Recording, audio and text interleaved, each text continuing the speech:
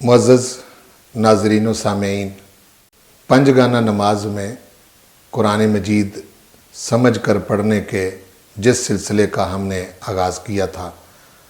آج اس کی چھٹی نشست ہے، اور قرآن مجید میں یا ایھا الذین آمنوا کے پیارے خطاب والا یہ 5واں مقام ہے۔ آج ہم جون سی آیات پڑھیں گے، یہ سورۃ البقرہ کی آیت نمبر 183 اور 184 ہے۔ تو آئیے ہم شروع کرتے ہیں۔ اعوذ باللہ من الشیطان الرجیم، بسم اللہ الرحمن الرحیم۔ یا ایھا الذین آمنوا کتب علیکم الصیام کما کتب علی الذین من قبلکم لعلکم تتقون ایاما معدودات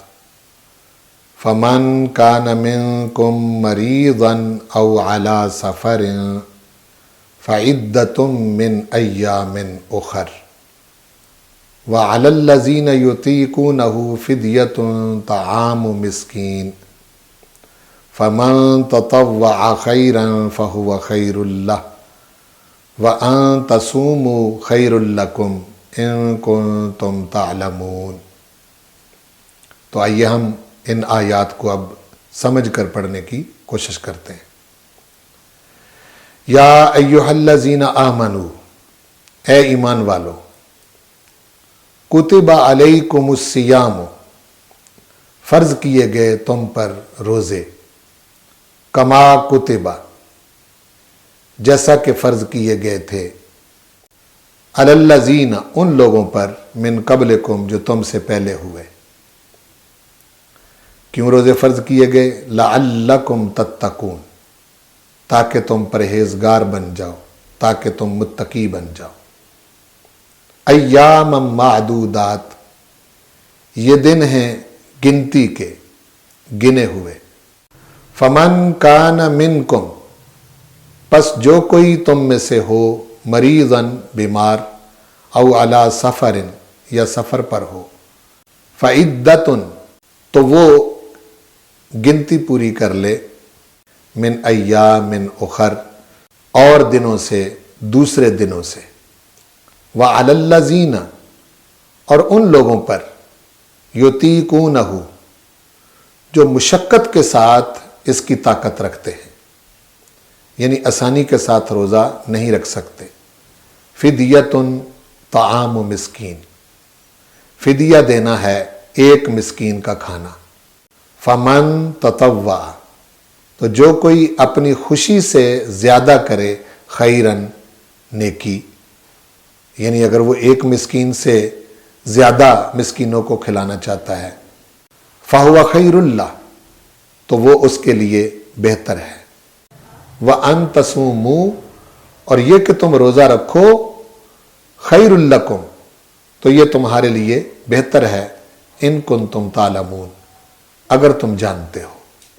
تو آئیے اب ہم اس کا تھوڑا سا مفہوم سمجھنے کی کوشش کرتے ہیں ان دونوں آیتوں کا۔ یا ایھا الذین آمنوا، کہ یہ غیر مومن کے لیے خطاب نہیں، یہ مومن کے لیے خطاب ہے، جو ماننے والا ہے، اللہ اور اس کے رسول کو ماننے والا ہے، اور اللہ اور اس کے رسول کی ماننے والا ہے۔ روزہ ایک ایسا فعل ہے جس میں مومن کوئی کام کرتا نہیں، بلکہ کچھ کرنے سے رکتا ہے، کھانے سے رکتا ہے، پینے سے رکتا ہے، ازدواجی تعلق سے رکتا ہے، اور اللہ کے حکم سے رکتا ہے، اور سحری سے لے کے غروب آفتاب تک رکتا ہے، اور ایسا رکتا ہے کہ اس وقت کے اندر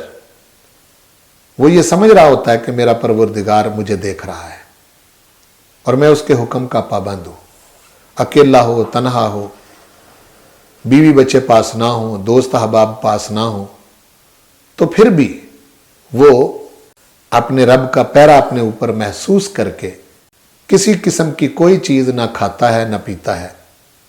اور نہ ہی حد سے گزرتا ہے۔ اس میں اس بات کی طرف اشارہ ہے کہ مومن وہ ہوتا ہے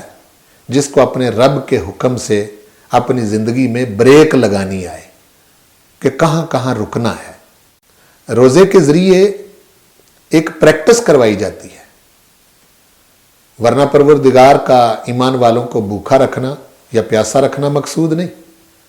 بلکہ پریکٹس یہ کروائی جاتی ہے کہ جب میرا حکم آ جائے کہ یہ کام تم نے نہیں کرنا تو وہ کام تم نے نہیں کرنا۔ میرے کہنے سے اگر سحری سے افطاری تک کھانے پینے سے اور ازدواجی تعلق سے رکے ہوئے ہو تو میں ہی تمہیں حکم دے رہا ہوں کہ شراب نہ پیو، میں ہی تمہیں حکم دے رہا ہوں کہ زنا نہ کرو، میں ہی تمہیں حکم دے رہا ہوں کہ ناپ تول میں کمی نہ کرو، میں ہی تمہیں حکم دے رہا ہوں کہ کسی جان کو ناحق قتل نہ کرو، میں ہی تمہیں حکم دے رہا ہوں کہ زنا نہ کرو، میں ہی تمہیں حکم دے رہا ہوں کہ زمین پر اکڑ اکڑ کے نہ چلو، میں ہی تمہیں حکم دے رہا ہوں کہ انسان بن کے، مومن بن کے، اچھے بن کے دنیا کے اندر زندگی بسر کرو۔ تو جب وہ حکم تم نے میرا مانا روزے کی حالت میں، تو یہ میرا حکم تمہارے لیے ہر وقت ہے، اس پر تم نے پہرا دینا ہے۔ تو جب بریک لگانی آ گئی تو روزے کا مقصد پورا ہو گیا، اور یہی تقویٰ ہے، لعلکم تتقون، تاکہ تم متقی بن جاؤ۔ پھر دیکھو اگر اتنی زبردستی ہوتی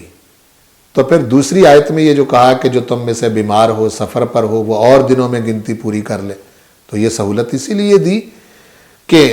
یہ پریکٹس تم نے بہرحال کرنی ہے تاکہ تمہیں میری ذات کے ساتھ تعلق قائم کرنا آئے۔ کوئی بھی انسان جب اپنے رب کا پہرا اپنے اوپر محسوس کرتا ہے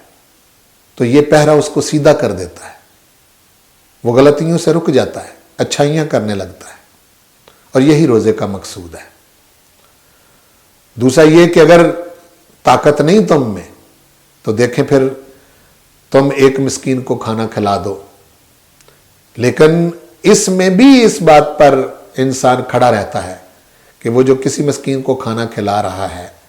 اس کو یہ سمجھایا جا رہا ہے کہ یہ اصل میں تمہارا ہی پیرا ہے، لیکن اگر تم مشکل کے ساتھ بھی روزے رکھو اور اس پیرے کو عملاً محسوس کرو تو یہ تمہارے حق میں بہتر ہے، اگر تم اس کی حقیقت کو جانتے ہو۔ اللہ تعالی ہمیں پنج گانہ نمازوں میں قرآن مجید پڑھ کر سمجھنے اور سمجھ کر پڑھنے کی توفیق نصیب